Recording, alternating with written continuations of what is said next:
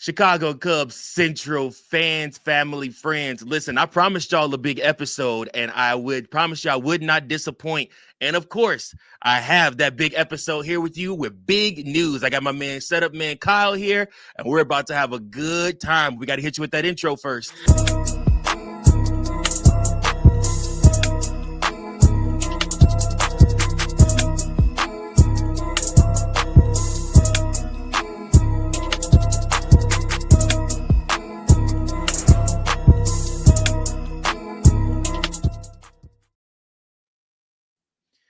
Welcome in, everybody, to another episode of Chicago Cubs Central, your number one spot for all things Chicago Cubs. I'm your host, Mike Jones, and I am elated, y'all, because not only do I have a person that has been kind of a mentor to me in the podcast game, looking at everything he's doing with the Setup Man show, but he is somebody that is goated in Cubs Pod Talk. Guys, I got Kyle, Setup Man Kyle here from the Setup Man podcast. Kyle, what's going on, man? Appreciate you for being a part of the show.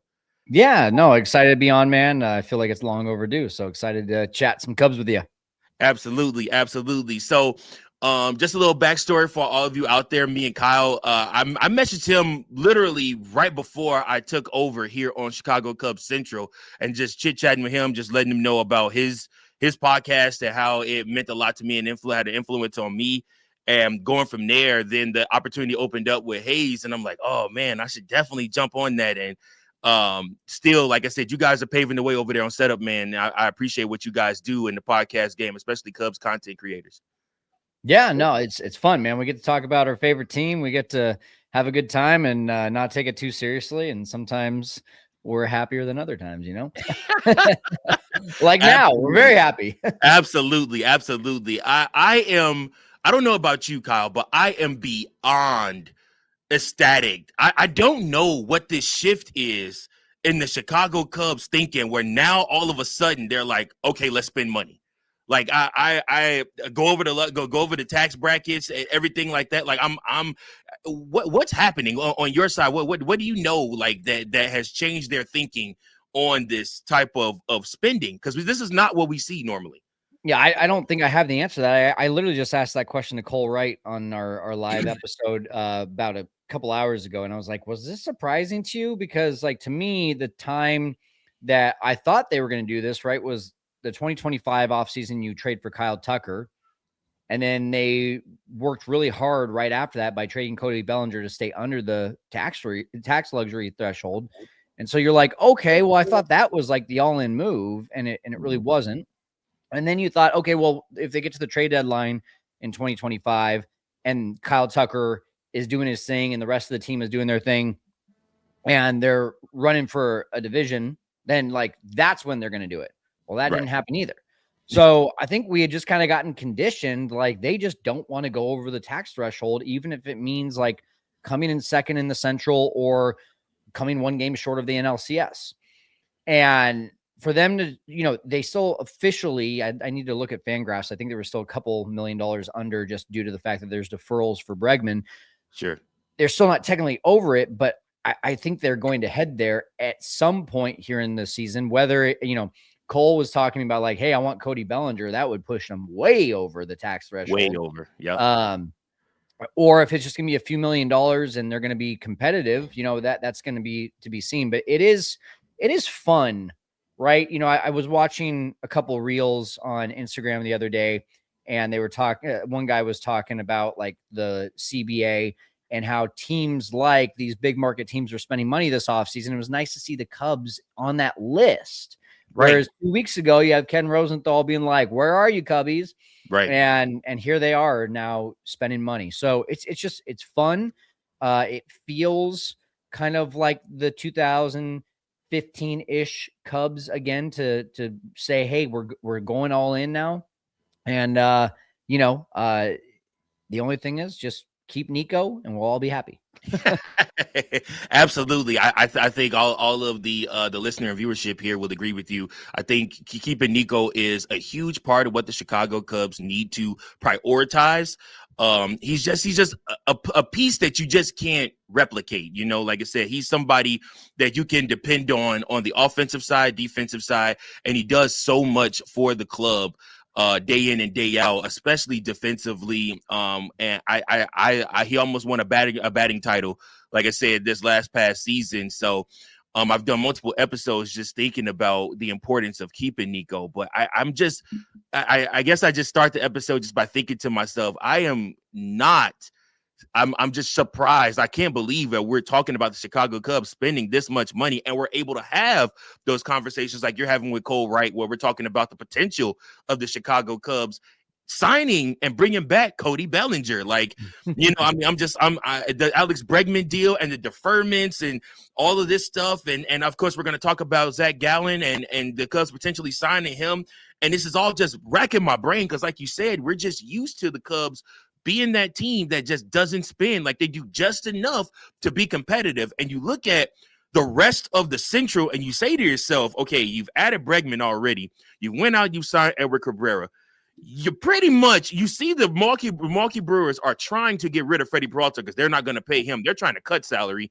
The Cardinals got rid of Arenado and are still paying his salary, and which is a terrible move on their part. And listen, the Reds might be in place to be the second best team in the division, depending on what they decide to do, just because I believe in their manager more than anything and the way he's able to pull talent, up out of the depths and have them be competitive. But you look at this, you say to yourself, okay, they're really trying to go for it. At least it seems like they're really trying to go for it, especially with the deal like for Cody Bellinger, or this Zac Gallen talk. The news broke today about Zac Gallen and the potential for the Chicago Cubs are still in talks with him on a short-term deal. And that racks my brain because I'm like, okay, I thought we were set at the pitcher position, but they're still going out and trying to get more pitching. And that's pretty good pitching that they're trying to get right there. Yeah, well, first of all, I want to address something that you said. I don't see the division quite that way. I still think even with the, call it maybe 5 or 6 wins that you could maybe assume the Cubs have added this offseason and take away 4 from Tucker, maybe it's more of a net 2 or 3. That still puts them a couple games back of where the Brewers were in 2025. So even if they trade Freddie Peralta, how the Brewers do trades. They're not going to get prospects for the future. They're going to get prospects that are going to be like MLB ready now, and they're going to find a way to make them out of this world. And yeah, I mean, as my co-host Alex says, they can find a hot dog vendor that can come out and throw 95. So, I do still think the Cubs are neck and neck with the Brewers. I think that's going to be a great race this year. And yes, I do think the Reds still will be up there. The Pittsburgh Pirates are going to be scary good too. The Cardinals are not going to be good at all. But yeah, I mean, Zac Gallen, listen, going in the offseason, I thought the Cubs need 2 pitchers. Sure. But I also thought they weren't going to re-sign Shota. So you get Shota back.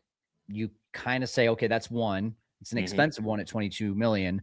And then you get Cabrera, and it feels good, but I'll hammer it home the same thing that I've said throughout this offseason is you have 5 guys that can be aces, but also come with a lot of question marks.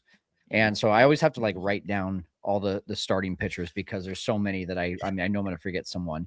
Steele, Shota, Boyd, Horton, and Cabrera. At some point, all of them in their career and in 2025, outside of Steele because of the injury, showed they can be an ace to carry a staff at some point. Right.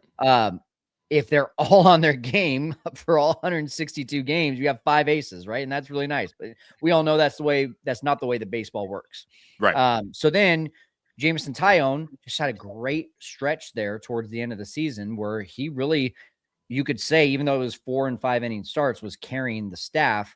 And so you have 6 legitimate pitchers there when Steele comes back. Outside of that, then it's a pretty sizable drop off in Ray, Assad, and Brown. Right. And so, yeah, Steele's not going to be back till May at best. So really you're hoping that those 5 guys are healthy. And we know in today's world of baseball, and the Dodgers did a great job of this last year, that you cannot have too much starting pitching. Yep. If you were to tell me they only have the budget for one more guy in free agency, is it Cody Bellinger? Is it Zac Gallen? Is it Framber Valdez? I don't know the answer, but I still lean towards I'd like another starter. I really would, because I think Bregman brought something that this lineup was missing. Now this lineup looks really scary again. And you get a fourth outfielder like a Mike Tauchman, or if it's Kevin Alcantara or whatever, you prepare for having that fourth outfielder in case Seiya has another oblique thing, in case Happ has a hamstring thing, in case PCA has a day-to-day thing. You prepare for that, but do you actually need to go out and get a Cody Bellinger right now to make this team World Series contending? I don't know. Maybe. I do think, though, that these starting pitchers are going to go down at some point this year. And if you can have the luxury to do what the Dodgers do, which is say, don't rush back Shota, that hamstring that you pulled in Milwaukee, we don't need you. Just get healthy for October. Yep. That's what the Dodgers do, and that's why they were so good in October this year, even though the bats weren't great in the postseason. I mean, look at Mookie. Like, Mookie did nothing in the postseason. They still won a World Series. So I come from that camp of like, let's just get as much starting pitching as possible. They don't have to throw 200 innings. They just need to be healthy in October. And if you can do that, then you've got if you're having a conversation in October of like, man, we had 5 starters with ERAs in the 350 or below range, and they're all healthy. Who do we put in the bullpen? Because that's the tough decision, because everyone pitched so well and is so healthy. That's a much better conversation than, we don't have Cade Horton. We don't have Justin Steele. Matt Boyd has been struggling. Shota's been struggling. Jameson Taillon is our number 1 right now going to the playoffs. Like, that is a different scenario, and that's what I would lean towards. That is what where we found ourselves in 2025, was Jameson Taillon basically being the guy in the postseason, because Matthew Boyd, I mean, he performed, and I feel like carried the rotation throughout the season. You pretty much penciled in a W pretty much every time he started, outside of a couple of them. But then you look at Jameson Taillon, he really took his game up to another level with Cade Horton being out. I'm with you on, you can't have too much pitching. And I mentioned this a couple of episodes ago. I had one of our listeners on with me doing an episode, and we were talking, and I was like, Jed Hoyer's on the right track when he's saying you can't have too much pitching. The focus needs to be on pitching. Now, obviously, if you are being given the green light from ownership to, hey, we want to try to win a World Series, we want to compete with the Dodgers, and you go and you say, okay, if you want that, then I need Cody Bellinger plus in another starting pitcher. Obviously, you do that. But I like Mike Tauchman. I like what he brings to, as a bench piece that can come in and just great fourth outfielder. Yeah, absolutely. And he did. He showed you what he could do for the Cubs, and he was doing it last year for the White Sox until he got injured. So, like I said, I mean, I think he brings a lot to the table. There's also some other pieces out there that the Chicago Cubs could look at. As far as like bench guys that can obviously hit and things like that, maybe come in and be serviceable at a DH role. Obviously, we also know they talked to Matt Shaw during CubsCon, and he was saying how he's already spoken to management. He's fully aware he's going to be a platoon guy for the most part. He's going to play some infield, some outfield, everything like that. How does that make you feel about Matt Shaw and those things? Freaking love it. Yeah. I mean, listen, there's, for some reason, we take these reports of like, oh, the Giants have reached out about Nico. Teams are reaching out about Matt Shaw as like they're going to trade one or the other. And that's just not the case. Bruce Levine said it very well. Just because Jed is accepting calls doesn't mean that he's putting the bait out there. Teams see what the Cubs depth chart looks like. Teams see what the Yankees depth chart looks like, right? They got a lot of starting pitching, right? If there is a trade there where Nico goes to the Yankees or Shaw goes to the Yankees and we get a starter in return that can make an impact this year, then it's like, yeah, that makes sense. But you know what? Like, look at this bench right now, and look how much stronger it got with Matt Shaw on the bench, knowing Yep. that, who, by the way, was a really solid pinch hitter this last year, knowing that he could come off the bench in a late role to be a, give Bregman a little bit of a rest over there. Maybe Dansby's got a little nagging thing, and he just wanted to play because it's the Brewers series, but now the Cubs are up 10-0, and you can move Nico over to short and move Shaw over to second, right? Yep. Hey, maybe Bregman's dealing with a little bit of a slump and just needs to get back into the video room for a couple days. You put Shaw over there. It has so many vibes of 2016 of how Javier Baez was able to get put everywhere, right? They just, like, wherever there was a need, that's where he was put. And Matt Shaw is an athlete, man. Like, you tell him to go play the outfield, he's going to figure it out. Yep. And that's very valuable right now, I think, for this team. And it's going to be one of those things that you won't see the value of that until Nico goes down with a groin thing for 2 weeks, until Bregman goes down with a thumb thing for, 3 weeks. And then you're like, wow, this guy was our starting third baseman last year. Good thing we still have him on the team. Rather than having to deal with a Nick Madrigal or whatever, a Patrick Wisdom, where you're just like, our number one guy's down, and now we just have to fall off the cliff with this backup, right? And hope that he has one or two good games that can deliver what your starter was giving. Miles Mastroboni, right? Man, listen, we fell into so many of those different traps in the past where we have to either depend on those guys, or we got to call somebody up from AAA and try to give them a shot, or hope that they can do something on the major league level. So depth is huge for the Chicago Cubs this season, especially, like I said, if what you say is going to come true, and it is going to be a tighter race than maybe I even project for them and the Brewers. I love the fact that we're thinking about depth. I love the fact that we're thinking about adding more and more, and that we're not just set with what we have. I think that last year we fell into the trap of being set with what we have and not necessarily adding, or even over coveting pieces that, could have been trade bait at the trade deadline, that could have brought us in more, that could have allowed us to go farther. Because like you said, we found ourselves in a situation where it's the postseason and none of our guys are pitching good, or they're hurt, and we're like, dude, this sucks so bad. Like, we got to limp through. We limped through that Padres series, like I said, and it had our bat. Had Jameson Taillon not showing up in Game 3, we would have had all different types of problems. Yeah, 100%. I mean, I try to be optimistic, and I try not to be pessimistic. In other words, I'm pretty realistic when it comes to my Cubs fandom, and then I have emotional outbursts as well, just like we all do. But I was pretty ready for them to go 2-0 in the playoffs, right? When you saw that, Matt Boyd was not on his game, and that Shota was not on his game, and that Jameson Taillon was your number one guy, and then how loaded that Padres bullpen was, it just felt like, oh man, this doesn't feel good. But kudos to them. They found a way to get that series win. They found a way to force a Game 5 with the Brewers. That was one of the most exciting 2 games at Wrigley that I can remember to date. Absolutely. Wish I could have been at one of them.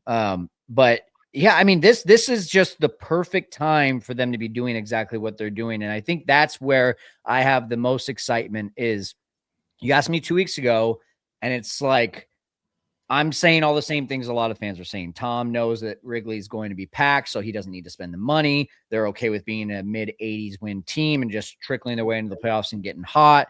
And I find that my vibes are a lot different, and most Cubs fans' vibes are a lot different. You saw it at CubsCon too. People are excited about what this team and what this front office is doing for this team right now.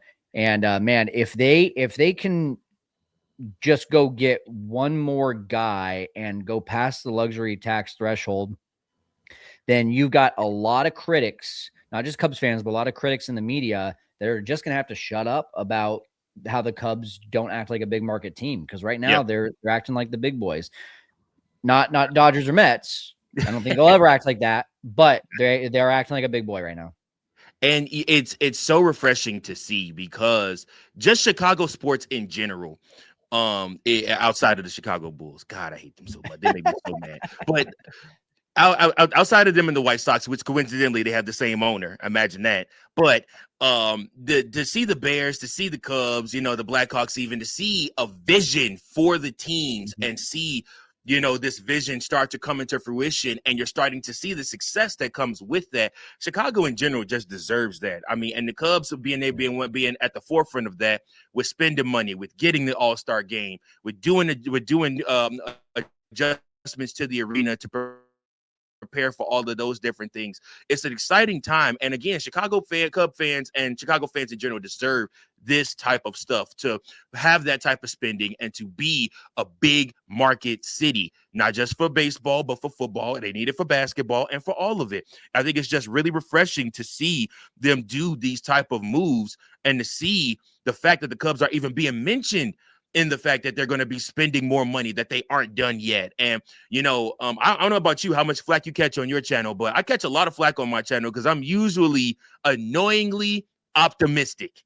And I'm just like, I'm like, you know what? I got faith. I don't know how it's going to happen, but the Chicago Cubs are going to figure something out, and we're going to win the division, or we're going to do this, or we're going to do that. And, people comment all the time, the Cubs aren't going to do anything. They aren't going to spend a single solitary dollar. They aren't going to do that. So, the critics aren't just the guys writing or typing or tweeting. It's literally the people in the comments that have been Cub fans for years that just, like you said, are preconditioned to this thought or notion that we aren't spending anything. Stop going to the games, stop funding the team, stop supporting the team, and then maybe they'll spend $1. I'm like, that doesn't work. It doesn't work. That nor tanking works. Neither one of those. Yeah. I mean, I don't know. It's like telling me not to love my son or daughter. Like, it's unconditional. Like my love for the Cubs is unconditional. My kid can go out tomorrow and walk across the street and punch a kid in the face for no reason at all, and I'm still gonna love him. Like, absolutely.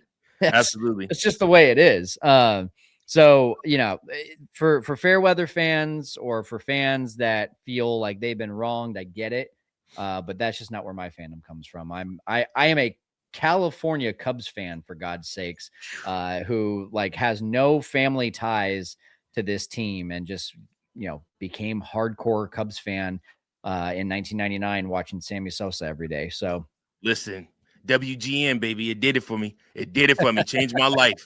I was just enjoying living in Chicago, but being on the South Side, growing up in a huge family that did enjoy baseball, but enjoyed White Sox baseball. I mean, like I said, I have to hear about Frank Thomas. I have to hear about Paul Konerko. I have to hear about AJ Przinsky, which he is the biggest Cubs hater, but he even had to give them credit on Edward Cabrera and getting Alex Bregman. He loved both of those signings. So, like I said, but still, knowing all of this, growing up with all of this, the North Side just called to me. It was just being a Cub fan, and me and my brother watching the Cubs. And he even left the Cubs and went to the White Sox around 2001. And I was like, nah, bro, I'm staying.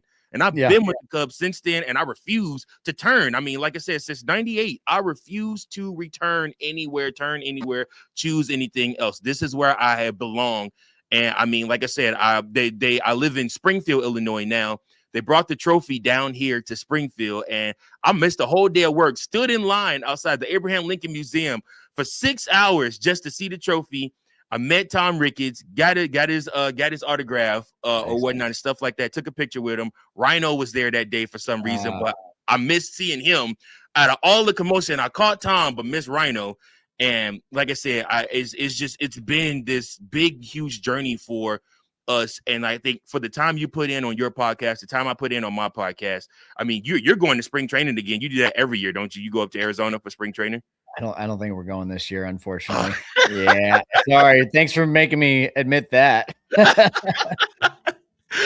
was not on purpose. But I just, like I said, from the content, I know that you'd be up in Arizona. I'm like, man, I am gonna have major FOMO this year. But yeah, we have 2 kids now, both under the age of 3, and life is just a little too hectic in the Stanley household right now.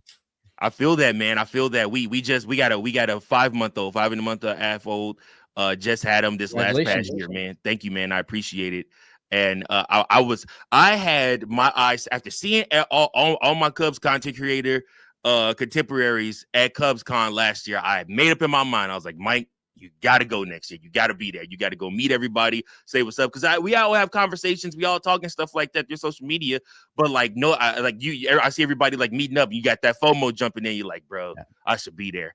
And I'm like, if Springfield ain't that far from Chicago, like I can make the 4 hours drive up there. Yeah, about 4.5 up there to get up there. But you know, with a newborn, I couldn't leave my wife this year. I'm like, babe, I can't do you like that. So you're good husband. Good husband. Yeah, man. You know, listen, I try, man. I try. But the Cubs are in a good spot right now. Overall, they're in a good spot, and I feel like we're headed towards an even better spot. And I think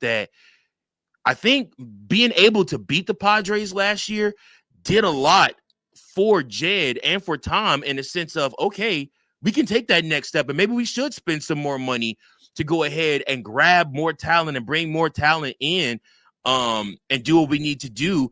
And I think they were actually okay with letting Kyle Tucker go. Also, I don't think the Cubs ever planned on signing Kyle Tucker or re-signing Kyle Tucker or bringing him back. I don't know. What are your thoughts on that? I can't say they never were. I would like to think at some point during that like April, May, June stretch that they were just like, ooh, like how do we not bring this guy back? Look at what's going on. But he made the decision pretty easy for them, I'd say, for that last 3+ months. Yep. Because I mean, I'm sorry, Dodgers, like, but you just spent Bugatti money on a Kia, like, and I hate to say that because like I do think Kyle Tucker has Bugatti talent, right? Sure. Like, but Cole Wright said it best, like, dude, guy's only hit 30 home runs twice in his career, and it was right on the head, 30 home runs. And like, I'm sorry, he was not a good outfielder. I would argue that Seiya is a better outfielder than him, and Seiya in all of our minds was a liability. Yeah. And outside of his great base running, you know, he just it wasn't the give up Cam Smith and take us to the promised land kind of guy that I thought. And you could blame the finger, you could blame whatever, that he's not like I'm the guy on the team kind of mentality. He's not a dog, you know, he's a supporting cast member. You can do all that, but at the end of the day, when you are carrying a team and all of the supporting cast members are going with you, and then you flop and all the supporting cast members flop with you, what that tells me the most is we just need a guy that is going to be an aircraft carrier, that is going to do that more consistently. I'm not saying that's Alex Bregman. If you look at his career numbers, he had one really stinking good offensive year in 2019. We didn't find out about, you know, what's it called? The trash banging until 2020. So you can have whatever you want to say about that. But ever since then, he's been basically a low 800s OPS guy, which is not going to be an aircraft carrier. But what I do like is the leadership mentality of the whole thing. And just, and, you know, you heard Red Sox players talk about how, like, even when he was injured, he was helping them win games. And when you have guys come out and saying that, I think fans, we like to think that like you're just one Jason Hayward rain delay conversation away from turning this thing around. And I'm sorry, that's just like not the reality of baseball. It's not like, hey, you can't just be a coach and go in there and fire everyone up. That's just not how it works. You have to have a guy that has a special desire to want to be a leader and to gain the respect of his entire team, to be able to have that permission to talk straight to his team. And it just seems like Alex Bregman is that guy. So is he going to be an aircraft carrier? Is he going to be comparable in numbers to Kyle Tucker? No, I actually don't think so. But the intangibles that he's going to bring, to me, far outweigh re-signing Kyle Tucker for a stupid amount of money that for a guy that doesn't deserve that kind of money. Absolutely. And reports coming out, last week that Kyle Tucker was more worried about being on his phone than actually watching film and like I said, and things like that. And like, I mean, the Dodgers have the type of money where they can afford that. And again, for them, they're like, okay, for Kyle and for the Dodgers, it makes sense because Kyle Tucker, to me, I'm talking about middle of the season, Kyle. I'm doing shows where I'm like, does Kyle Tucker want to be here? Like he's hitting home runs, running the bases. Everybody else does to raise the roof. Kyle Tucker's like, yeah, whatever. I'm doing my own thing, like I said, or like he just looks so nonchalant, like, whatever. Like, I don't care, or I don't necessarily know if I want to be here or not. Like, I mean, I questioned that half the season when he was doing good. I'm like, I'm not sure he really wants to be here. Like his mannerisms, like the eye test to me did not look like I'm for sure this guy's all bought in on being a Cub, Did you feel that? I mean, listen, as fans, that's what we're always going to nitpick is like you see a PCA who cares about every single decision he makes and over cares to a fault, I would say. Yeah. In fact, he even said that recently on 670 The Score that like that's the next part of his game that he would like to mature in. So that was cool to hear. And then you have the exact opposite in Kyle Tucker, who's like, maybe you're angry on the inside, but I really can't tell. Maybe you just hit a home run, but I really can't tell. And like, I mean, let's be honest, like Kyle Hendricks, another Kyle, it's kind of similar, but he's a pitcher. And you like kind of expect that out of a pitcher, right? We get told like, hey, hone your emotions as pitchers. And then as like hitters, you want them to be like all the Venezuelan, Puerto Rican players and like do jumping jacks around the whole mound.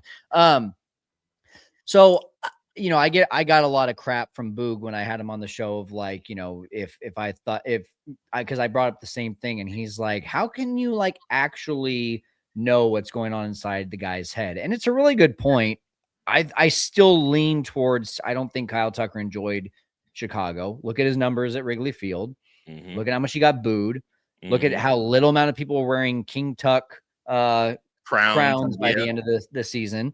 I don't none of that. I don't think he enjoyed it. But to say that he didn't care, I can't really say that. I think a guy who knows that, hey, I have a chance to have a season that will set my life and family up for generations to come probably has some motivation to do well. Yeah.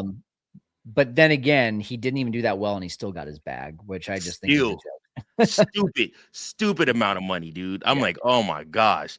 Like, and you know what else? I think he looked over and I think he saw PCA and I think he saw, cause I went to Cubs White Sox this past season and literally the center field, I sat in the center field bleachers and I'm telling you, you couldn't hear anything but PCA the whole game when he's out there playing defense, when he's at the plate getting ready to hit. That's all you heard was PCA the whole entire time.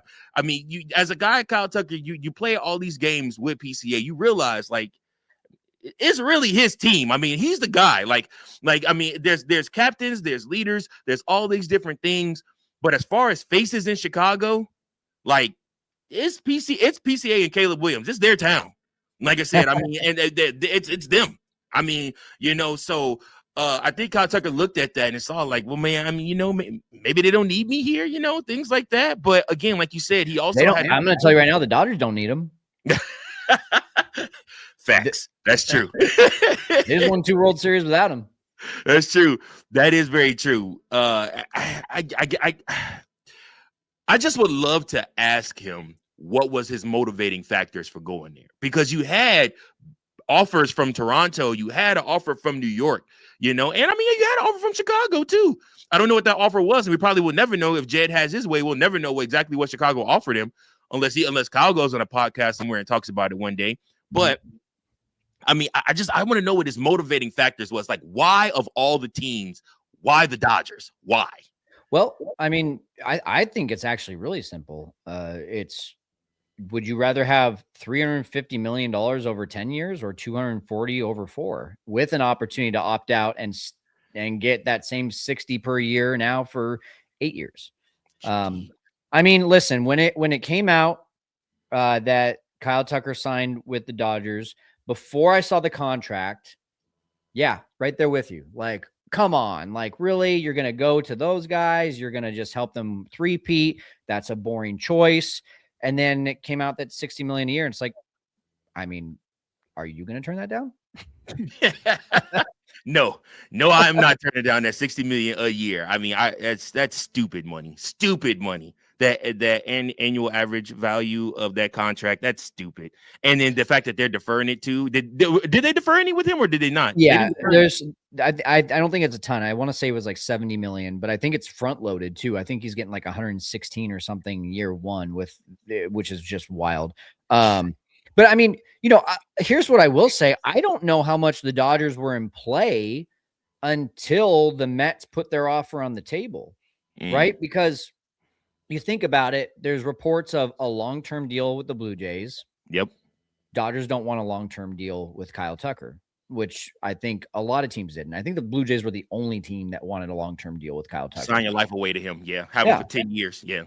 And then you hear, 4-ish years at 50 million or 3 to 4 years, 50 million for the Mets. And the Dodgers were just kind of like, yeah, we can do that.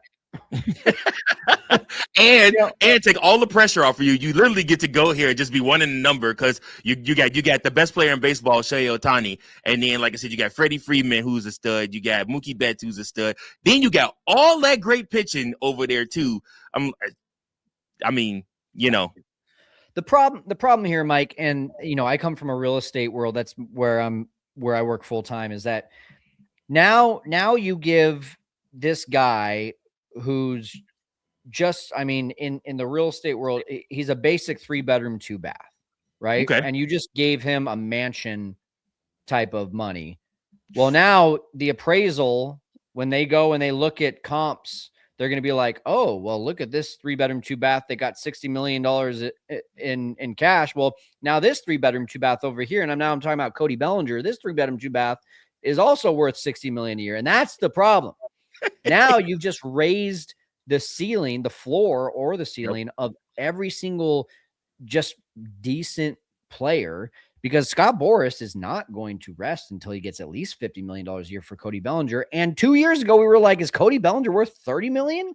Now you're telling me in a matter of 2 years and 2 relatively decent seasons, nothing that's going to blow your socks off. You didn't get any MVP votes from what I know. Now this guy's worth 50 a year, and I think he's going to get it. I think Cody Bellinger is going to get 40 or 50 million a year, which is just absolutely crazy.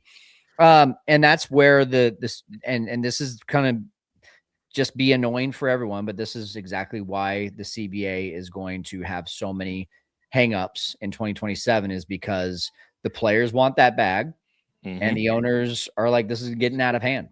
Yeah, it is. I mean, far overvaluing or overpaying for players that just aren't giving you, even like you said, even MVP type numbers.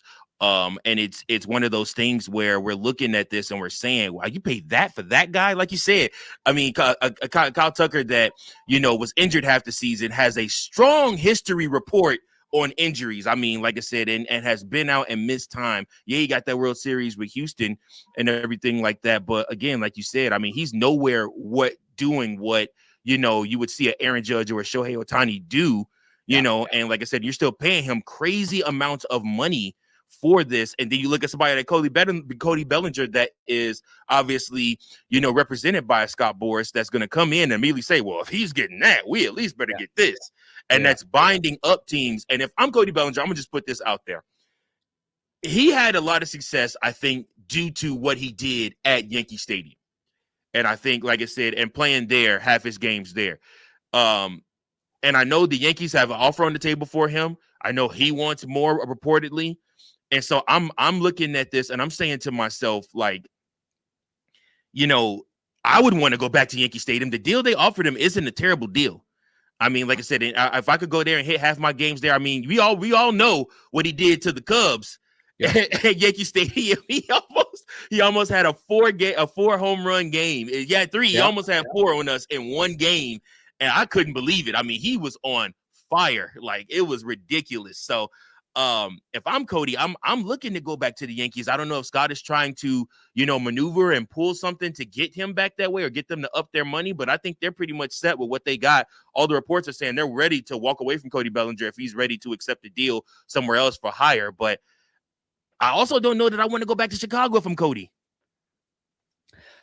Yeah, I mean, I don't really know how much, I get what you mean by that last comment. I don't know how much these guys really like harbor that kind of anger, because they know it's a business, and the guys that don't know don't treat it like a business are the ones that probably are going to be like that. But like Kyle Schwarber, Cody Bellinger,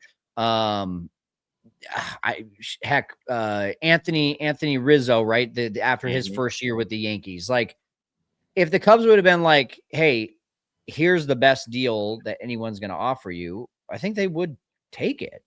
Sure. Like it's at the end of the day, they've got to support their family. They got to do what's best for them, and finances talk more than anything. But yeah, I mean, to your point, Cody Bellinger had a really good season at Yankee Stadium, 909 OPS at home and 715 on the road. So teams are going to look at that and they're going to say, how good are you really? Right. We don't really want to give you 7 years. We definitely don't want to give you 50 a year, even if it's a short-term deal. So, I mean, Scott kind of put Cody in a weird situation going into the 2024 season. He did the same thing for Alex Bregman going into the 2025 season. So I don't know. He's going to learn from his mistakes and be like, Cody, listen, you don't have that ceiling that Kyle Tucker has. Right. And you had the season that you had because of Yankee Stadium. So we got to be okay with 4 years and 120 or 100 to 150. Like, I think that's something that's doable, but I'd be shocked if it's the Cubs. I really would be. Yeah. Me too. Like I said, I mean, if it happens, it happens. And it's because Scott Boras and Jed Hoyer have this working relationship. Like I said, I think that does play into it a lot with these deals that they got done, especially the Bregman deal. But also Bregman wanted to be a Cub. It came out after, like, he's wanted to be here. Like this is what he wanted to do. So, and that's another thing. That's a guy you want on your team, somebody that wants to be there and wanted to be there. And I'm excited for Bregman. Again, the Cody Bellinger thing, we'll just see what happens with it. We'll be monitoring that as well as with Zac Gallen. But any last thoughts from you, man? I appreciate it. I appreciate having you on the show. No, I appreciate you having me too. I'm excited for the season to start. 2 weeks ago, I was just kind of like, all right, we're going to run the same guys out there. But now 2 very exciting players. The bullpen is going to be an interesting thing to see this year, but I have all the confidence in the team. I don't know, man. I just I would be really elated if they did do one more, semi big deal.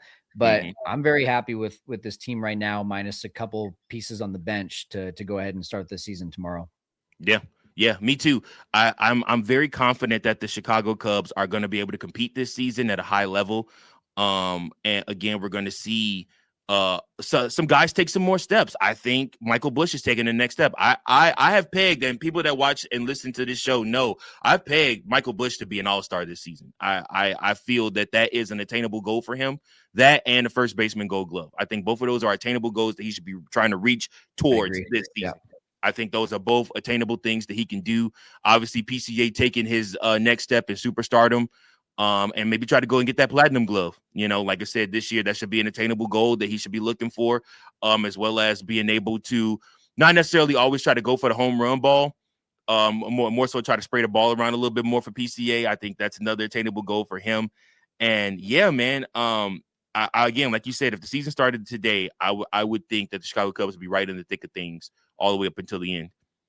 Yeah, let's get this thing started.